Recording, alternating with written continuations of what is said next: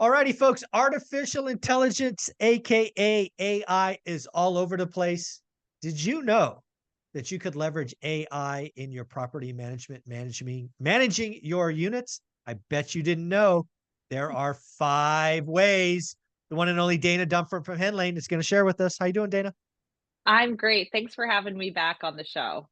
Absolutely. So there are 5 ways we could have property managers leverage AI. Are you kidding me? What? What are you There, talking about? there's probably more. You may have others, but these are the ones that I see in the everyday process. So if I miss another one that you think of, Michael, I want to hear it. Well, I look forward to this because all I think about property management is phone calls and emails and texts. So I look forward to seeing how AI could be leveraged. And again, we're talking about AI being leveraged by mom and pop landlords, right, Dana? Yeah, I mean that's the Okay. beauty of I think AI. There when crypto came out, it was like, well, how am I going to use this? I can't pay for my groceries with this. Right. It wasn't as applicable as AI, where anyone, a small mom and pop, can jump in to open AI, Bard, whatever it is, and actually be able to leverage and use the technology. And so I think that's the cool part of it is Hmm. the democratization of Yep. AI, and that anyone can use it. And you can take these 5 ways and start implementing into your process today. Okay. All right. Well, what do you got? What's the first one? Great. So the first one is your listing description, obviously. Mhm. So if from that perspective, you go ahead and you advertise your rental property, you can put into your listing description AI to make it sound even better. And it's actually pretty cool. We've done quite a bit of research on it and looked at the providers out there. And there's certain questions they're not quite as good at. And those are things such as transportation, how Mhm. close you are to like public transportation. But there are other things they're really, really good at. And that is like main attractions close to your property. So if you're close to a Mhm. park or something like that, those are things that you might forget to put into your listing description that really matter. And so I think your listing description, if you think of your rental life cycle, the first thing you do, definitely use AI to help you write that. Yeah, I think that makes perfect sense. And kind of the marketing or outwardly facing. I've played with OpenAI a little bit, and it's pretty impressive what that can do with very little input. So that Yeah. makes sense to me. All right, that's number one. What do you got for number two? Number two is softening your emails to tenants. So this one is actually a really good one. Um, I felt that one in my soul. Yeah, I'm a little direct, so softening your emails makes perfect sense. I like it. I like it. I like it. well, and I think the benefit of Michael, you and I have always been proponents of pick up the call and talk to Mhm. someone on the phone. And I think part of that is because you can tell more emotion from a voice Yes. than you can from an email. Like I write emails in a very direct fashion. Actually, I think most people in business do because they're like, I need to get straight to the point. Yeah. Yeah. And with tenants, they might interpret it differently. If you say something in there like, no, we're not going to get you a garbage disposal, period, you know, thanks, Michael, or like the worst is like, No. regards, Michael. That. And so if you can take whatever you write and you copy and paste it into AI, Mhm. and then you say, please make this email sound, nicer, more delightful. Anything you put like that, they will Yeah. rewrite it and make it sound much more friendly, explanation points, whatever it may be that might not be your personality, but they will make it appear that, hey, we're trying to work together on things. Right. I'm not trying to be an evil landlord or property manager. And so I think that's a huge one, especially if you're in business. You Mm. should do that. I think they always say, like, if you're going to write an angry email, like go to sleep on it and then like come back to your draft and like resend it the next day. And I think this is very similar to kind of help Yeah. you, but you don't have to wait a day. You can send it back right away. Yeah, I used to write an email, delete it, and then try again because that way I get all my anger out in the first one, and usually the second one's at least a little nicer. So, yeah, I like Yeah. that. All right, that's two down, making good sense Two. so far. Where we go with number three? The next is writing welcome documents. helping Ooh, with inspections, that makes because sense. Yep. you just mentioned, it was really interesting when we just started this conversation. You said, oh, there's so many back and forth text Yeah. messages and just certain clarifications that tenants have. Mhm. And so, as much as you can get, I want a comprehensive welcome guide with everything question that a tenant may ask. Yeah. You would be very surprised how much OpenAI will scrape on from the web of everything and republish it, Yeah. repopulate it for you. And then you can tell tenants, hey, listen, check this guide every time before you email me. And of Yep. course, when I mentioned AI can write this, I think we spoke about this, use the term AI assisted.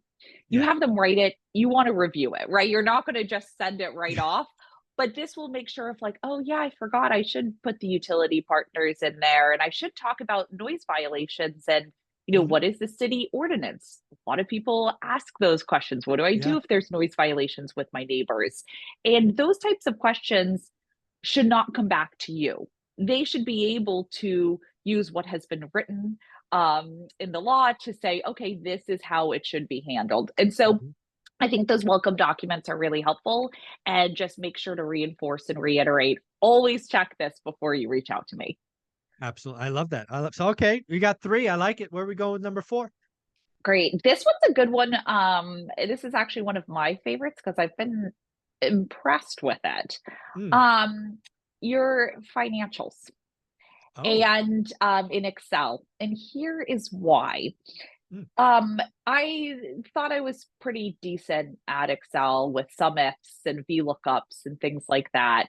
Hmm. But you're always learning something new. And you'll have financials, you have all your big transactions and a ton of different there's just a lot of data on your property, right? Yeah. And you Oh want yeah. to analyze it.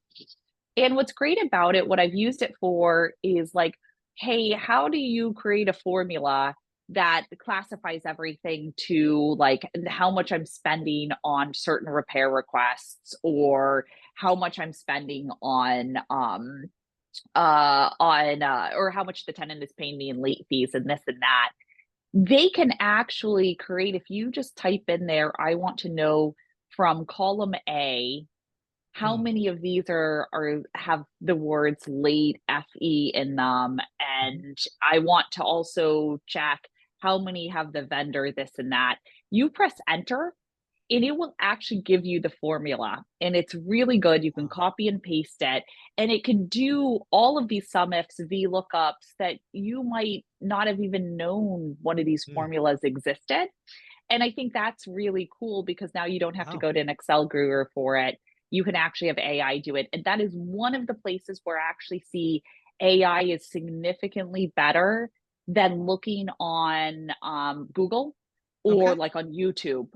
It does it so specifically for the formula that you Wow. need and you have. So that's one I of my I favorites. uh I got to play with that. I've actually never done that. I've never heard anybody talk about that. So yeah, using AI to generate Excel based formulas, Mhm. that sounds really, I mean, I can't tell you how many times I've gone, I know I can do this.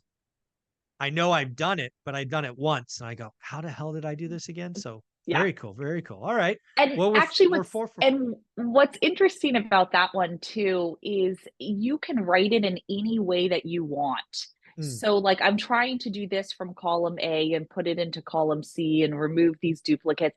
You can just write it out however you want, and for some reason the AI actually really understands you. yeah. So you can, All right. even if you're a little bit vague, they pick it up. They So figure that's it out. number 4. Wow, four for four. All right. You got the cherry on top. What's number five? Yeah, and then I'm gonna ask you if you think I missed any, that you might have.